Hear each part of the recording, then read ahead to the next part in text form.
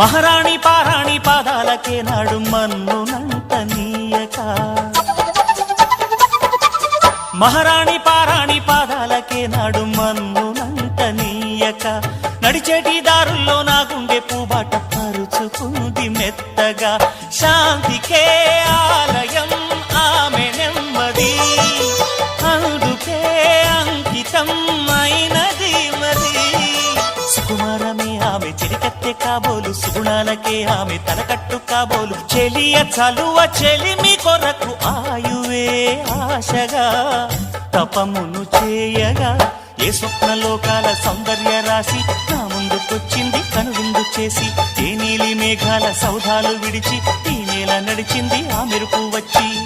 తళ తళ తారక మెలికల మేనక మనసున చేరగా కళగల